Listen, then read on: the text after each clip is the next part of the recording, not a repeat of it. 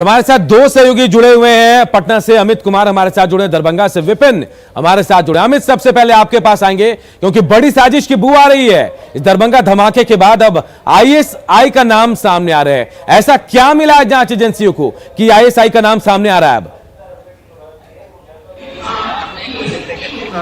जो जांच एजेंसी है, चाहे हम रेल सुरक्षा बल की बात कर लिया या फिर तेलंगाना और बिहार एटीएस की, हर पहलू पे जो है तेलंगाना एटीएस, बिहार एटीएस और यूपी एटीएस तीनों जो है समन्वय बना करके इस मामले में छानबीन करी है। छानबीन के दौरान ही ये बात सामने आई कि जो मोहम्मद सुफियान है उसके तार जो है मोहम्मद जावेद से जुड़े हुए हैं और जो मोहम्मद तहसीन अख्तर जो है, जिसका दरभंगा मॉड्यूल रहा, लगातार जो दरभंगा मॉड्यूल पे काम किया, पटना ब्लास्ट हो या फिर इसके अलावा हम बोधगया ब्लास्ट की बात कर ले, उसके अलावा हैदराबाद ब्लास्ट की बात करें, तो सभी ब्लास्ट में जो है तहसीन अख्तर का जो है भूमिका सामने आई थी और आईएम चीफ के तौर पर लगातार वो काम कर रहा था। जब भटकल की गिरफ्तारी नेपाल से हुई थी, उसके बाद तहसीन अख्तर जो है वो सक्रिय हुआ और लगातार स्लीपर सेल्स जो है वो तैयार करता रहा।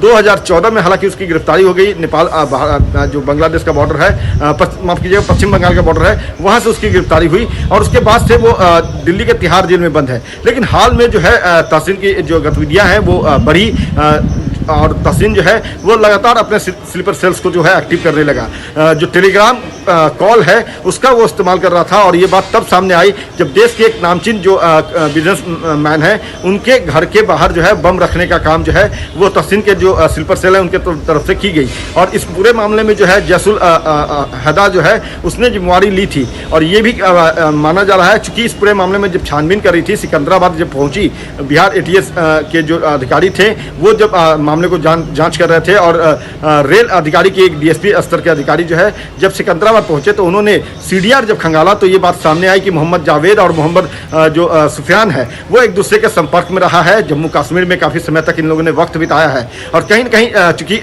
दरभंगा मॉड्यूल अब पूरे तरह से फेल हो चुका है, तो ऐसे में एक नए मॉड्यूल को खड़ा करने की कवायद शायद जो है तहसीन अख्तर की तरफ से की जा रही होगी और उसमें ये तमाम लोग जो हैं वो स्लीपर सेल्स के तौर पे काम कर रहे होंगे। जो जांच एजेंसी है वो इस दिशा में इस बात को भी मान रही है कि ये जो दरभंगा पार्सल ब्लास्ट मामला जो है वो एक ट्राई रन हो सकता है, एक कोशिश हो सकती है कि वो कितने कामयाब हो सकते हैं। तो इसको देखते हुए ये ब्लास्ट करवाया गया हो या ये ब्लास्ट हो गया। जो तस्वीर जो सीसीटीवी कैमरे में जो शख्स नजर आया है उसके बाबत हमने बात करी है। एडीजी रेल जो निर्मल कुमार आजाद है उनसे हमने बात की है, तो उन्होंने फिलहाल इस पूरे मामले में चुप्पी साधे रहने की बात कही है। उन्होंने कहा कि जांच एजेंसी जांच करिए, जांच के बाद जो भी बातें सामने आएंगी उसके आधार पर पुलिस और जांच एजेंसी जो है वो काम करेगी। लेकिन ये बात विपिन भी हमारे साथ जुड़े दरभंगा से, उनका भी रुख कर लेते हैं क्योंकि दरभंगा से जुड़ा मामला है। विपिन, एक संदिग्ध की तस्वीरें सीसीटीवी कैमरे में कैद हो गई, क्या उसे लेकर जानकारी मिल पाई? लगातार जांच एजेंसियां जीआरपी उसे ट्रैक करने में जुड़ी हुई है, लगी हुई है, क्या कुछ पता चल पाया?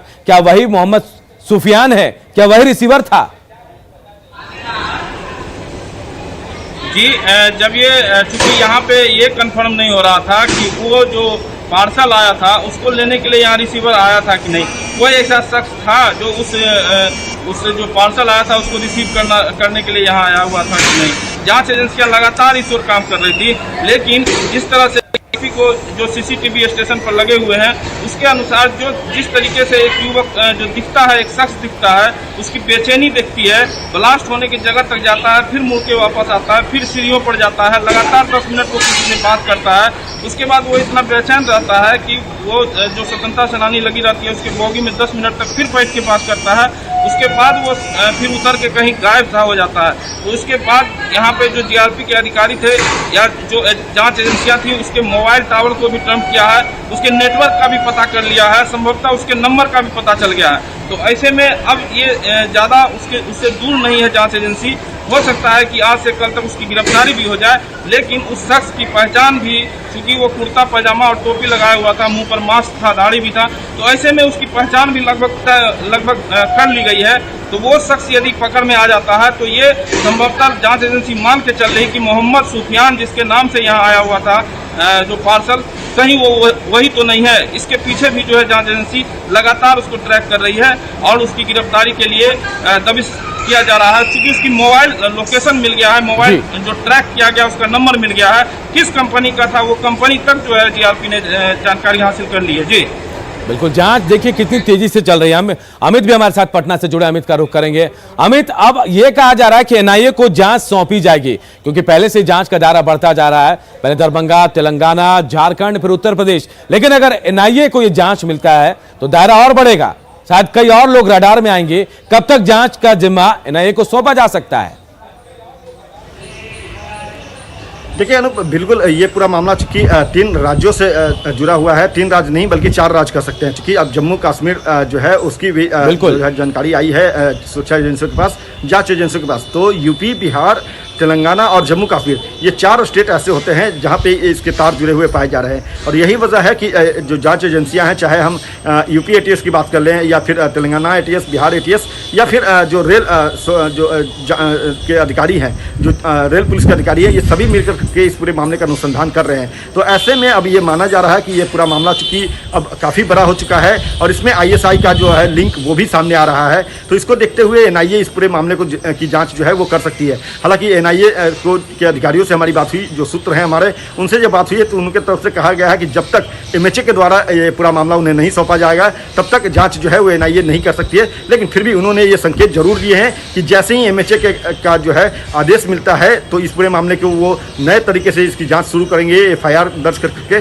जाँच एनआईए शुरू करेगी। लेकिन यहाँ एक बात और मैं बताना चाहूँगा अनूप, जो बात हम कंप्लीट करना चाह रहे थे कि जो शख्स, जिस शख्स की तस्वीर की बात आप कर रहे हैं, जिसके बारे में हमारे सहयोगी विपिन बता रहे थे, उसके बारे में एक बड़ी जानकारी जो है वो रेलवे के अधिकारी, जो हमारे आधिकारिक सूत्र हैं, उनके तरफ से मिली है कि ये जो शख्स था ये वही स्लीपर सेल्स था जो ये पार्सल रिसीव करने आया था। ये रिसीवर था और इसकी पुष्टि जो है वो रेलवे ने कर ली है। तो फिलहाल इसके स्केच भी जो है वो बनाए जा रहे हैं। जिस तरह से तस्वीर इनके सामने आई है, सीसीटीवी में कैद हुई है, उसके आधार पर स्केच बना करके आज जो जीआरपी है दरभंगा, उनके तरफ से अपने दोनों टीमों को, एक टीम जो मुजफ्फरनगर में है और एक टीम जो है सिकंदराबाद में है, दोनों को भेजा जाएगा। उसके साथ ही साथ जो है यूपी एटीएस या फिर तेलंगाना एटीएस जो है उनको भी ये तस्वीरें भेजी जाएगी। और उसके बाद जिन 4 संदिग्धों से सिकंदराबाद में पूछताछ की जा रही है, उनसे इस तस्वीर के बारे में जानकारी जो है वो जांच एजेंसियां लेगी। अमित, अगर यही शख्स रिसीवर है, अमित यही शख्स अगर रिसीवर है तो क्या ये माना जाए कि मोहम्मद सुफियान यही है?